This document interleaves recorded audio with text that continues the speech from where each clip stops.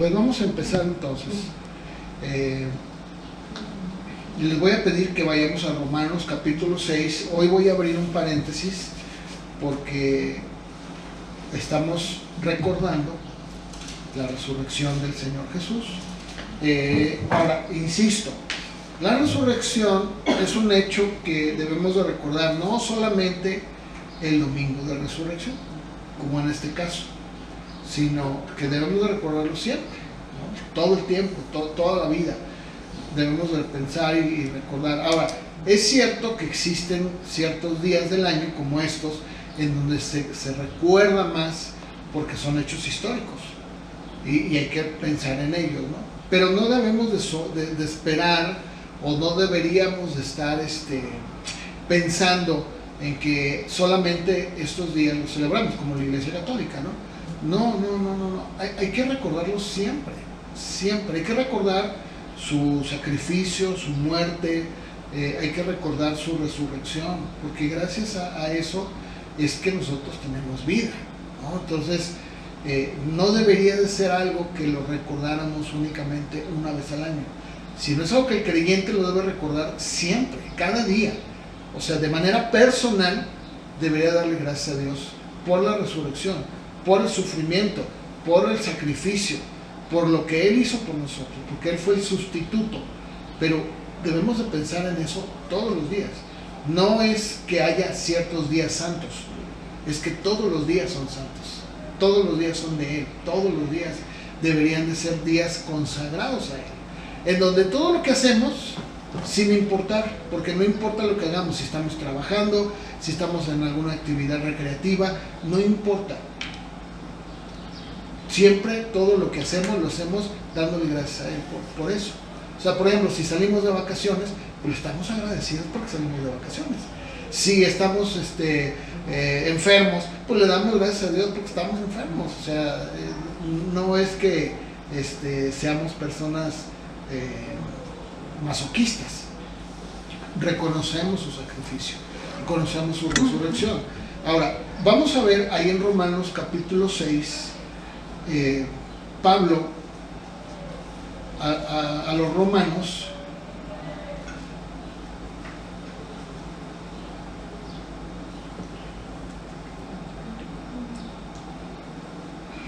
describe un poco esto de la resurrección de Jesús y habla de digamos la consecuencia, porque hace como, ¿qué sería? Bueno, algunos años atrás, no recuerdo exactamente cuántos, salió una película aquí en México, es una película mexicana, en donde el papá era un hombre muy rico, ¿verdad?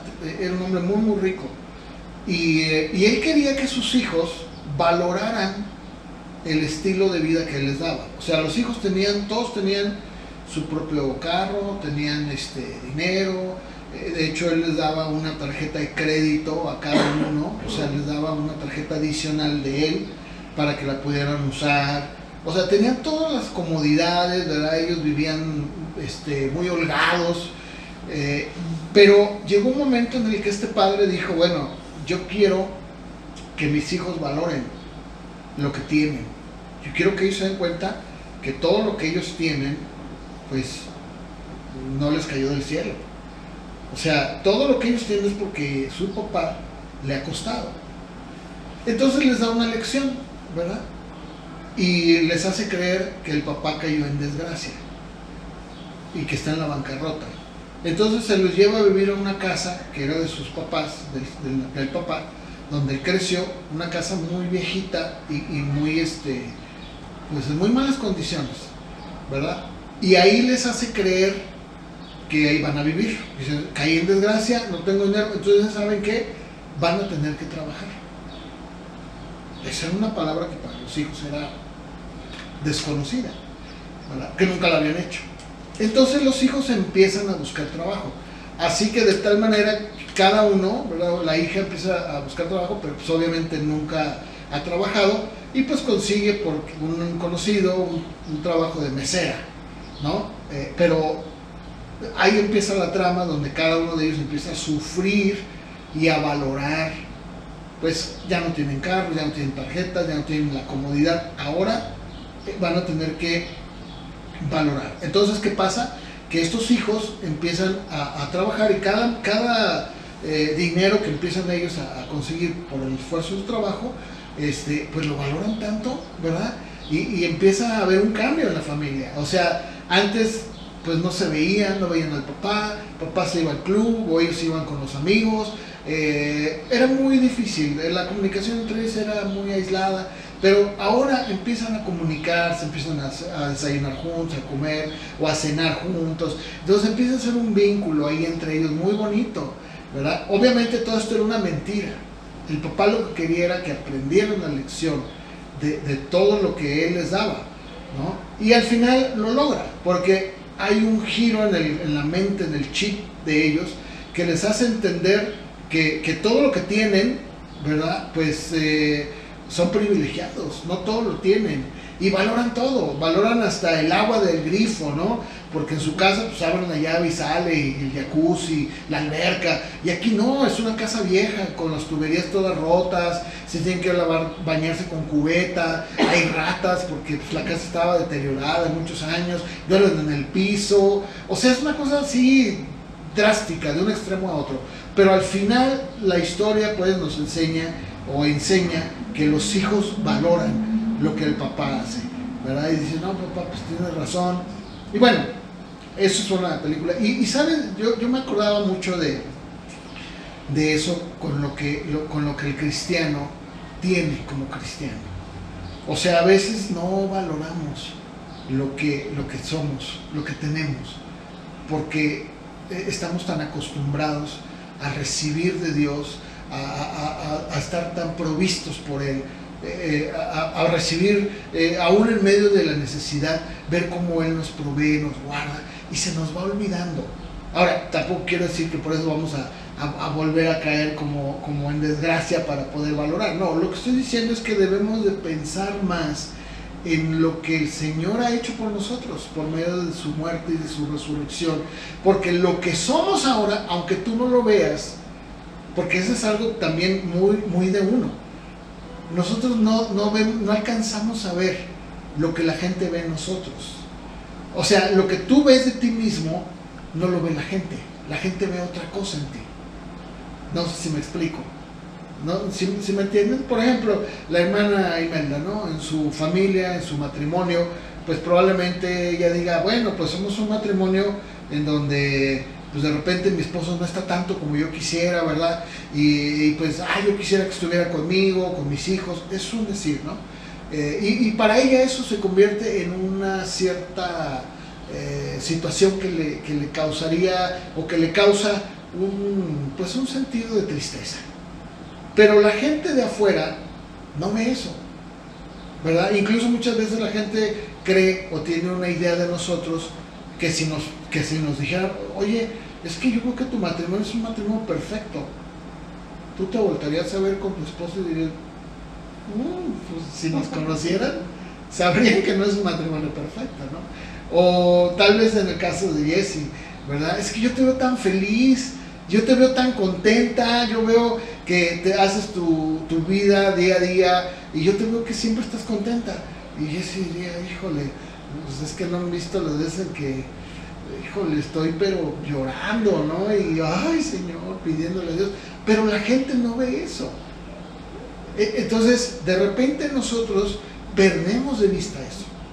Estamos tan agobiados, viendo hacia nosotros mismos, hacia adentro, y pensando que somos los más miserables del mundo, cuando la realidad es que la gente puede ver que nosotros somos gente alegre, feliz, contenta, a pesar de ciertas situaciones que pasamos. La gente nos ve felices, la gente nos ve y dice, qué bonito, yo quisiera ser como ellos, yo quisiera ser como ella, o yo quisiera ser como él. Lo veo siempre tan contento, no lo veo como que está dependiente como yo de las cosas materiales, o tan preocupado como yo. Y yo lo veo, pues que la verdad no le preocupa, Y yo quisiera ser así. Eso es lo que no vemos. ¿Por qué no lo vemos? Porque a veces estamos tan inmersos pensando en todo aquello que creemos que necesitamos y que estamos pidiéndole a Dios, que se nos olvida darle gracias por lo que somos, por lo que ha hecho en nosotros. Se nos olvida lo que éramos, como estos hijos de este hombre, ¿verdad? Y no valoramos. Decimos, Señor, ya se me olvidó cómo vivía, cómo era yo antes de conocerte. Pues estaba infeliz, estaba yo escuchando una noticia, pero esto no es nuevo, esto es algo muy común, de un hombre que se suicidó. Pero no es en sí mismo el problema que se ha suicidado, porque mucha gente se suicida, sino que ese hombre que se suicidó era un hombre muy rico. Y dices, ¿cómo puede ser que una persona que el mundo considera que logró lo que todos quisieran para ser felices, se haya suicidado? ¿Verdad? Y la pregunta es, ¿qué le llevó a suicidarse? Porque si era un hombre exitoso, entre comillas, si era una persona que ante el mundo había logrado lo que, o tenía lo que muchos no tienen, ¿por qué se suicidó? ¿Verdad?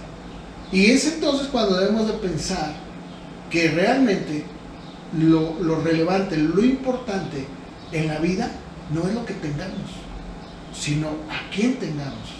O sea, ¿a quién tenemos?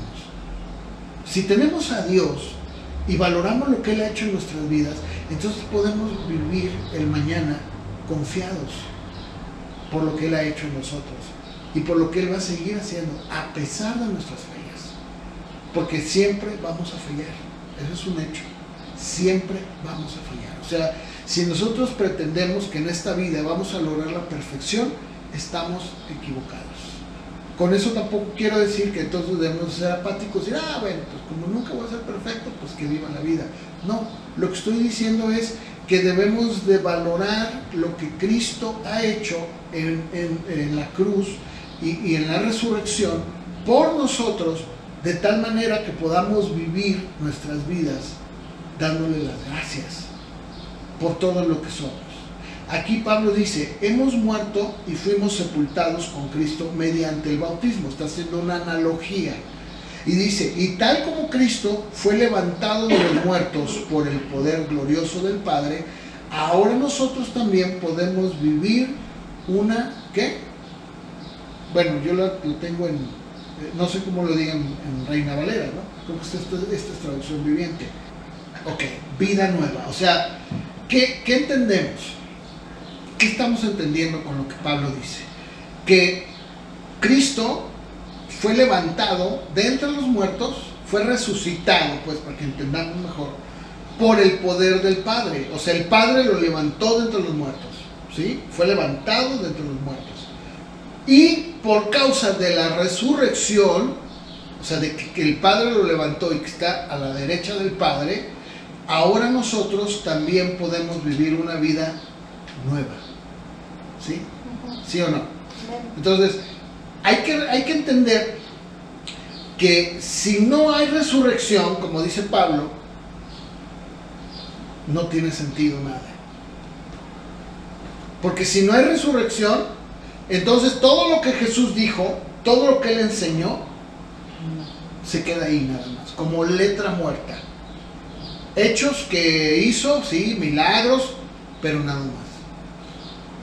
O sea, la resurrección era, digamos, el sello, o sea, si lo puedo poner de otra manera, la resurrección vendría a ser como esa cereza en el pastel, como se dice, ¿verdad? La cereza en el pastel es la última parte que adorna un pastel. O sea, ya quedó, le pones la cereza y el pastel quedó perfecto. Bueno, la resurrección vino a ser esa cereza, a decir, con esto, todo lo que yo he dicho, todo lo que yo he hablado, todo lo que se ha hablado de mí, se vuelve realidad. O sea, cualquier persona que vea a Jesús como su Señor, se arrepienta de sus pecados, puede tener una vida nueva. ¿Por causa de qué? De su resurrección. Amén. Entonces, si no hay resurrección, hermanos, el cristianismo se muere. Porque entonces, ¿qué somos? Nada. Porque entonces, si no hay resurrección, entonces sigues en pecados. Pero si hubo resurrección, entonces lo que Jesús dijo, que Él te perdonaría sus pecados y de la humanidad, es cierto. Porque Él tiene el poder, o tuvo el poder por el Padre, de levantarse entre los muertos, y todo lo que Él dijo es cierto. Todo, absolutamente, incluyendo el perdón de pecados. Y eso es algo que muchas veces no lo pensamos. Que por causa de su resurrección es que nosotros podemos vivir una vida diferente, totalmente distinta. O sea, no se trata, el cristianismo no se trata de comportarnos de una manera moralmente buena por nuestras fuerzas, como si compitiéramos con los testigos de Jehová, o con los mormones, o con los no sé cuáles, ¿verdad? Con el que ustedes quieran, ¿no? O con los Hare Krishna, o con los hindús, o incluso hasta con los musulmanes. No se trata de eso. No. ¿Por qué? Porque para ellos no hay resurrección. Por ejemplo, para los mormones, la resurrección no significa nada. Para los testigos de Jehová, tampoco. Ellos dicen que fue un acto de amor, el acto de amor más grande que hubo. O sea, fue el acto que una persona hizo y se acabó. Pero para ellos no existe la resurrección. No hay poder en la resurrección. No tiene sentido la resurrección. Pues si no tiene sentido la resurrección, nada tiene sentido. Absolutamente. Seguiríamos en nuestros pecados. No sé si me entienden lo que les estoy diciendo. O sea, todo lo que nosotros hablamos y decimos sobre Cristo, sobre la cruz, sobre lo que Él ha hecho, pues no tiene sentido. Nada tiene sentido si no hay resurrección. Palabras solamente. No sé si me explico. Miren, vamos a leer 2 Corintios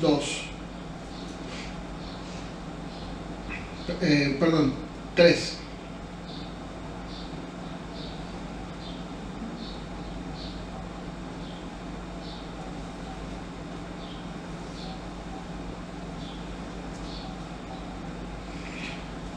Pablo empieza a hablar sobre la diferencia o el contraste que hay entre el pacto antiguo y el nuevo pacto. ¿Sí entienden? O sea, sí saben que el pacto antiguo y el pacto nuevo, ¿verdad? ¿Qué diferencia hay entre uno y el otro? ¿Cuál era el pacto? Perdón, el pacto antiguo, ¿cuál era? La ley.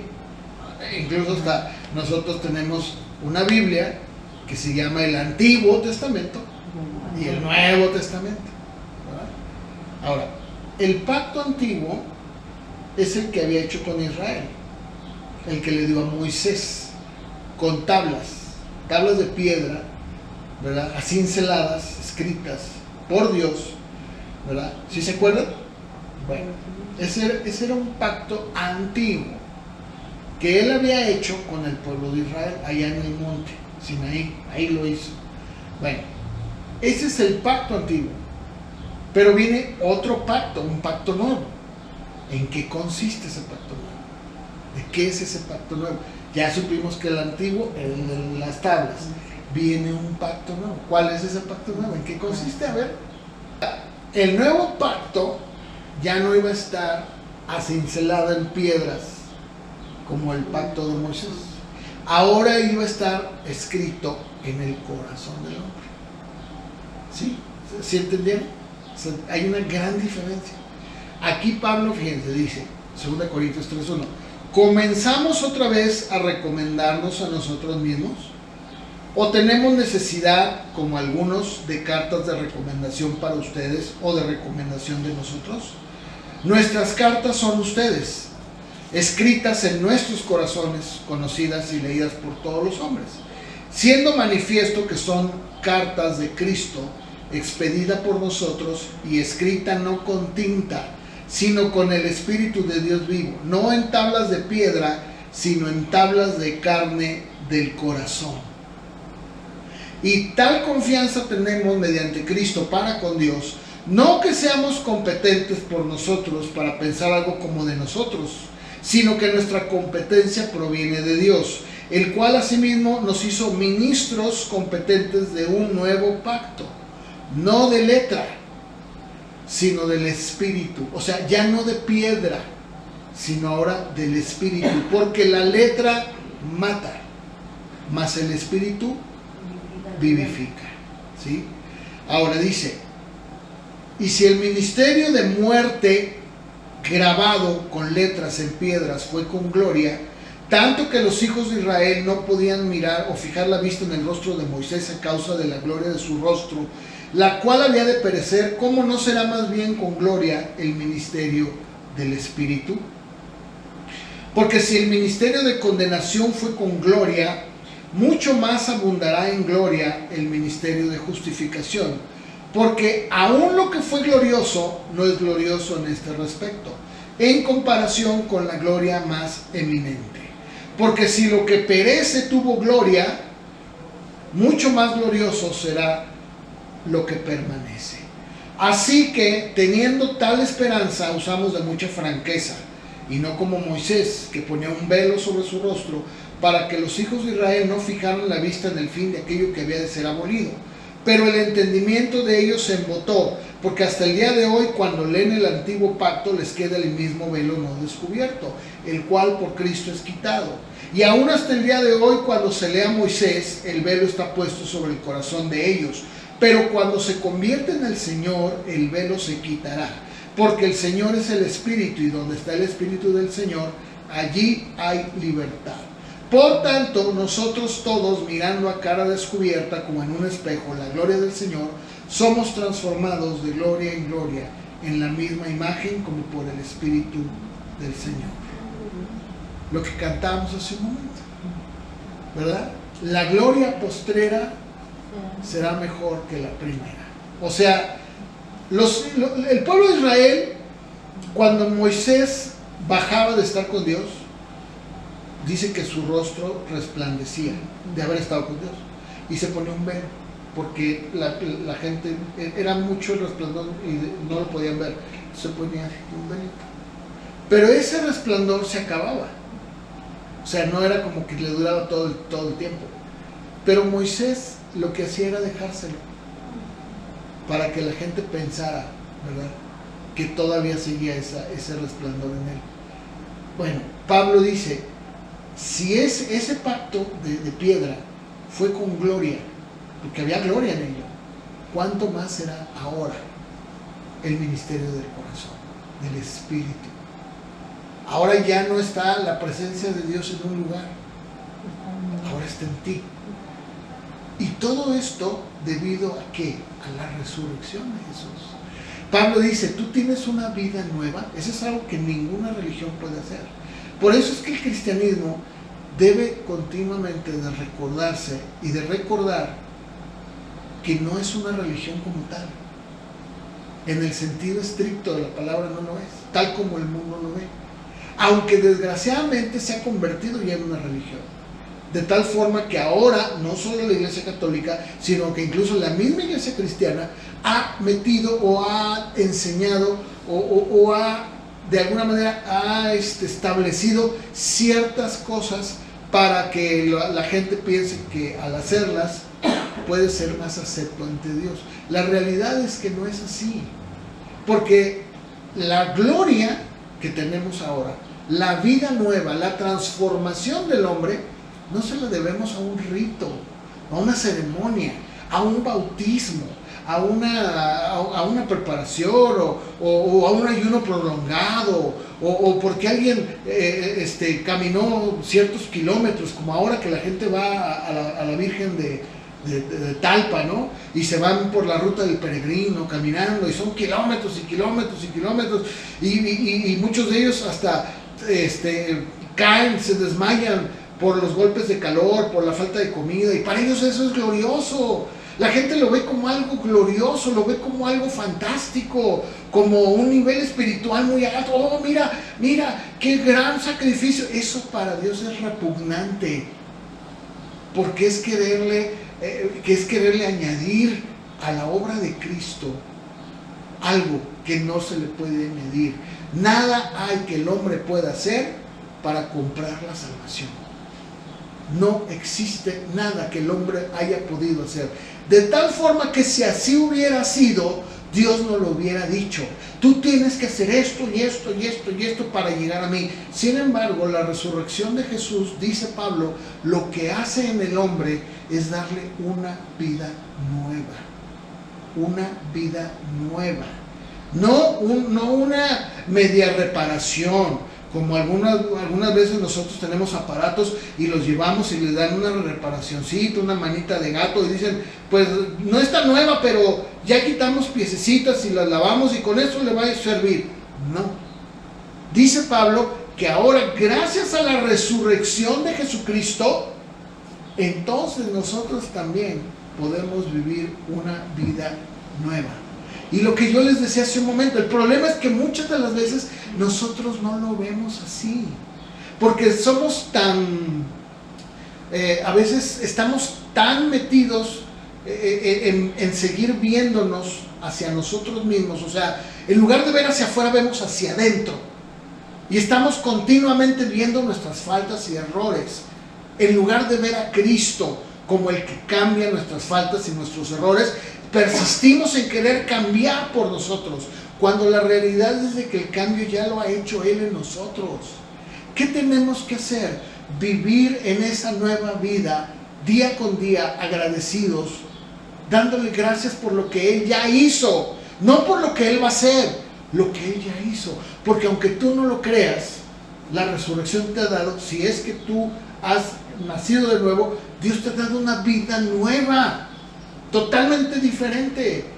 Tus apegos, tus deseos, tu mentalidad, o sea, todo lo que tú eras antes ha muerto, se acabó, ya no existe.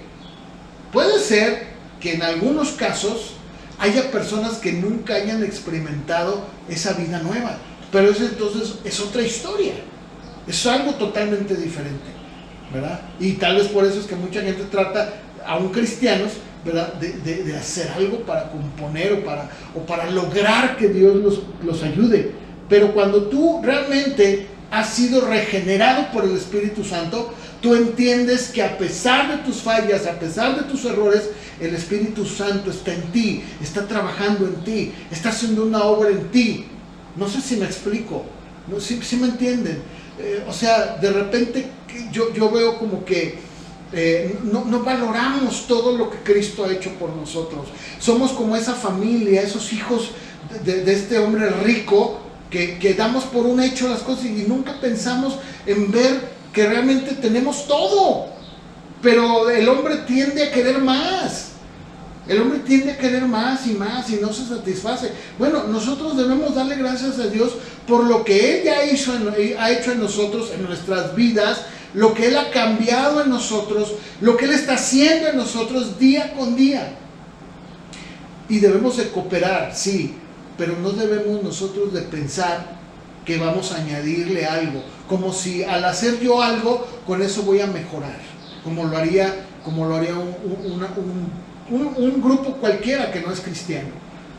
Por ejemplo, hablando de los mormones, ellos como regla, ¿verdad?, aparte de que tienen que guardar todos los mandamientos que la iglesia mormona les dice, entre ellos el bautismo, ¿verdad?, porque si tú quieres serte mormón, lo primero que tienes que hacer es bautizarte, lo primero, ¿verdad? Y si hablamos de ellos, o hablamos de los testigos de Jehová, o hablamos de otros, todos, incluyendo a los musulmanes, todos, sin que me digas, sin excepción, todos le agregan algo. O sea, tienes que hacer esto para que Dios pueda agradarse. Por ejemplo, un testigo de Jehová. Un testigo de Jehová ni de broma, pero ni por aquí pensaría que ya tiene el cielo esperando. No. Los 144,000, solo Dios lo sabe, Jehová sabe.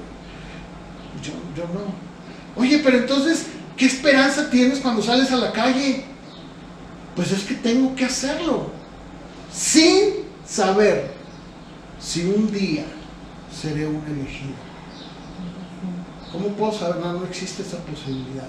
No hay. Un mormón igual. Un musulmán dice, cuando yo me muera, Alá va a poner en una balanza mis malas acciones con mis buenas acciones. Y si mis buenas acciones ganaron, entonces voy a entrar al paraíso. ¿Tú te puedes imaginar a nuestro Dios de la Biblia diciéndote, un día cuando llegues voy a ponerte en una balanza a ver qué fue más? Por Dios, no, ni lo digas, no entro. No puedo. ¿O no? No, desde ahorita te digo, precisamente por eso es que Dios dio la ley. El antiguo pacto. Dice Pablo, el antiguo pacto era de muerte. ¿Por qué dice que era de muerte? Porque es lo que provocaba, muerte. Desesperanza. No puedo. Soy un pecador. O sea, la ley dice no hagas, pues yo ya lo hice. O sea, ayuda. ¿Y ahora qué hago? Entonces viene Cristo. ¿Sí me entienden? Es como esa mujer pecadora a la que todos lo veían y me decían, esa es una mujer pecadora, es una prostituta, esa es lo peor. Y Jesús dijo, no, déjala, no. Le lavó los pies, le jugó con sus lágrimas, ¿verdad? Dijo, vete en paz, yo te perdono. ¿Qué? Eso es lo que el hombre no entiende. Eso es lo que la religión no entiende. O sea, la religión no se satisface con un te perdono, gracia. Yo quién soy, yo no te puedo perdonar, Dios te perdonó, ya. No. Por eso es que la religión, cualquiera que ésta sea, siempre está tratando de que el hombre haga. Tienes que hacer. Una larga lista de hacer. La realidad es que el Evangelio nos dice que Él nos ha cambiado y ha puesto por medio del Espíritu Santo sus leyes en nuestros corazones. Nos ha dado una nueva vida, de adentro hacia afuera. ¿Sí me explico? Bueno, vamos a Corintios 15, 1 Corintios 15, porque ahí en 1 Corintios 15, Pablo habla de la resurrección. Y lo habla de una manera más clara para que nosotros lo entendamos.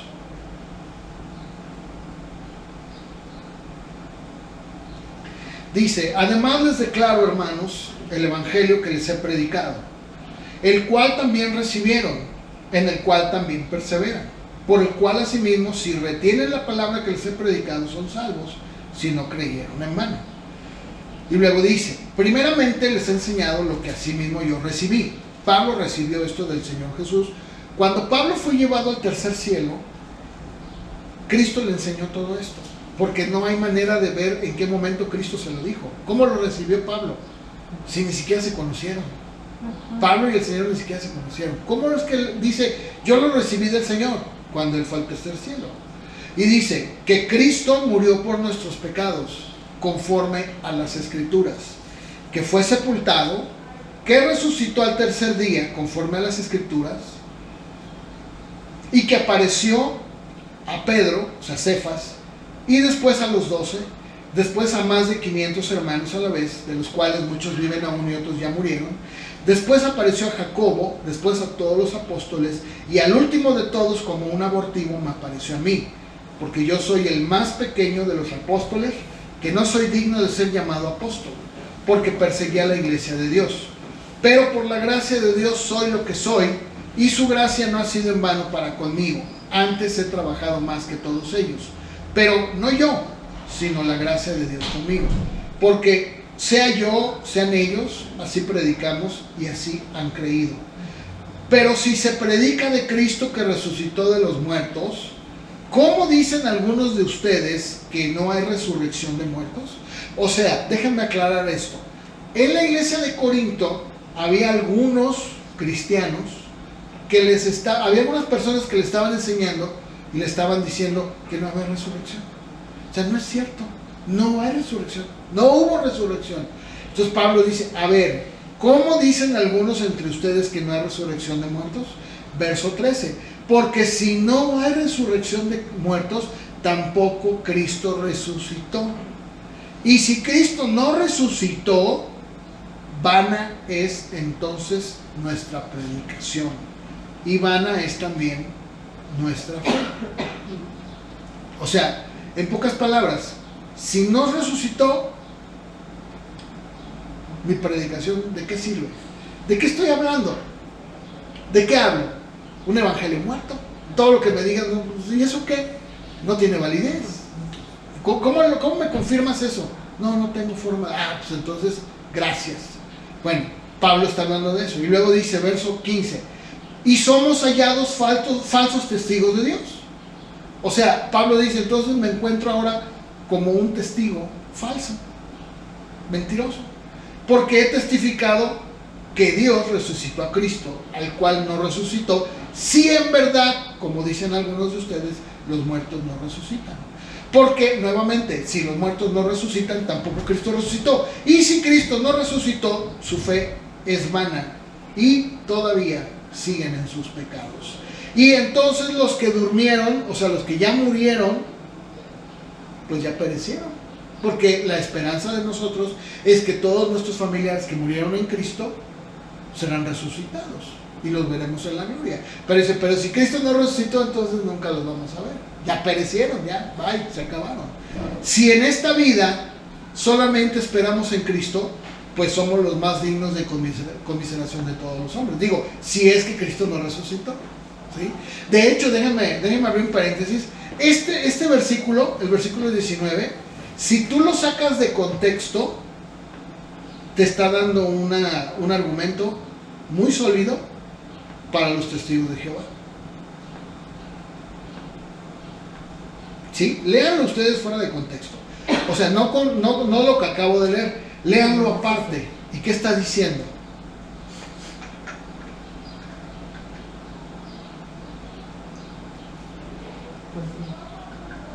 ¿Lo pueden ver? ¿Sí se pueden dar cuenta o no? Si ustedes leen el versículo 19 solo, o sea, lo toman y lo sacan y lo ponen aparte, dice, si en esta vida solamente esperamos en Cristo, somos los más dignos de conmiseración de todos los hombres. Quiere decir que tú y yo somos los más dignos de conmiseración porque pues, tú estás esperando en Cristo. Pero en realidad Pablo no está diciendo eso. Pablo está diciendo, si entonces Cristo nos resucitó, sí somos los más dignos de conmiseración. Pero dice el verso 20, más ahora Cristo ha resucitado de los muertos. ¿Se fijan? Pero los testigos de Jehová lo sacan de contexto, como siempre lo hacen, y dicen, mira, ahí está. Si tú dices que la resurrección de los muertos fue realmente como dices, y en esta vida esperas en ella, pues eres el más digno de conmiseración. Y eso lo digo porque cuando yo hablé con un testigo de Jehová me lo dijo. Le dije, sí, pero aquí hay un problema. Tú estás sacando de contexto el verso. ¿Qué te parece si lo leemos desde el contexto? Y cuando leemos el contexto, dice otra cosa. ¿Sí se dan cuenta? Pero así son. Entonces, Pablo está diciendo, Cristo ha resucitado y es primicia de los que durmieron. O sea, de los que murieron, Él es el primero. Porque por cuanto la muerte entró por un hombre, también por un hombre la resurrección de los muertos. Así como por Adán entró la muerte espiritual del hombre, de la misma manera entró la resurrección por un hombre, Cristo. ¿Sí? ¿Estamos de acuerdo? Entonces, ¿qué es lo que la resurrección ha traído a nuestras vidas? Como consecuencia de esto, una nueva vida. Una vida plena, completa, en donde debemos nosotros de alegrarnos y de perseverar en el Señor. O sea, seguir adelante, no desanimarnos. Sí, es verdad, no somos lo que quisiéramos ser, esa es la realidad, pero tampoco somos lo que éramos antes. Y eso debería de darnos esperanza. Porque otra vez les repito, es muy difícil que tú te veas y cuando te veas te guste algo. Es muy difícil, porque casi siempre estamos viendo esa imperfección, pero debemos más bien de darle gracias a Dios que aún en medio de esa imperfección Él nos ha dado una vida nueva. Somos diferentes, no somos los mismos. Aún cuando la gente muchas veces, yo me acuerdo que cuando yo me convertí, o cuando el Señor me convirtió, mi familia me decían, tú eres el mismo, pero yo sabía que lo decían para desanimarme, porque cuando platicaba yo con ellos, La realidad es que ellos decían, no, la verdad es que sí eres bien diferente. O sea, tu vida es diferente. Tú no eres el mismo. Claro, claro que no lo soy. Claro que no, mi vida es distinta. Entonces, tenemos nosotros que vivir con este pensamiento. No un día, no el domingo de resurrección. Todos los días. Recuerda, la razón, la causa por la que yo ahora tengo esperanza, tengo una razón de ser, tengo mi mirada puesta en lo eterno, vivo consciente de que me puedo morir en cualquier momento, pero aún si así fuera, estoy seguro, o sea, tengo una seguridad en Dios, de que mi vida está en sus manos, gracias a que Él resucitó de entre los muertos. Y eso nadie lo puede cambiar, hermanos. Aun cuando los arqueólogos, aun cuando los hombres de ciencia insistan y gasten millones y millones de dólares en querer encontrar algo, un vestigio, algo que me diga que en realidad Cristo no existió, que no resucitó, nunca, jamás lo van a poder encontrar. Nunca. De hecho, aquí, sin que, no sé si se dieron cuenta, pero en estos primeros versículos que yo leí de 1 Corintios 15, hay un argumento muy fuerte hacia la resurrección. Pablo dice que Cristo Jesús, en el verso número 3, dice, Cristo murió por nuestros pecados conforme, fíjense, conforme a las Escrituras. O sea, no dice, porque yo lo vi, no, como estaba escrito. Y luego dice, fue sepultado y resucitó al tercer día, conforme a las Escrituras. Otra vez. Y luego dice, le apareció a Pedro, a los 12, y luego a más de 500 hombres. Eso, hermanos, ese es un argumento histórico muy fuerte. Porque no es verdad que solamente unos cuantos lo vieron. Fueron más de 500 personas las que vieron a Jesús resucitado. Y sabes tú que para que un argumento sea válido, debe haber testigos. De hecho, hasta el día de hoy, cuando hay algún asesinato, algún crimen o incluso hasta un accidente automovilístico, si hay testigos, ellos pueden cambiar todo. Porque si un testigo dice, no, es que la señora no estaba. Seguro, claro. Incluso a veces hasta lo han visto en la televisión cuando llevan ciertas personas detrás de un vidrio y dicen, ¿reconoce usted alguno de ellos fue el que usted vio? Y dice, el número 2, seguro, sí es el número. O sea, todo ese argumento está basado en ¿qué? Testigos. Bueno, para que eso suceda tiene que haber por lo menos 2 o 3 testigos, o incluso a veces 1. Aquí hubo más de 500. Más de 500. Y eso lo convierte en una evidencia sólida. Muy sólida. Porque algunos dicen, fueron sus discípulos, dicen que lo vieron. No te equivoques. Más de 500 personas vieron a Jesús resucitado. ¿Necesitas más evidencia? Ahora, vamos a pensar en otro hecho, que es otro de los hechos, evidencias más fuertes. ¿Cuál es? Tú. Tú eres. ¿Por qué? Porque si alguien pregunta, ¿cómo puedes saber que Cristo resucitó? Porque cambió mi vida.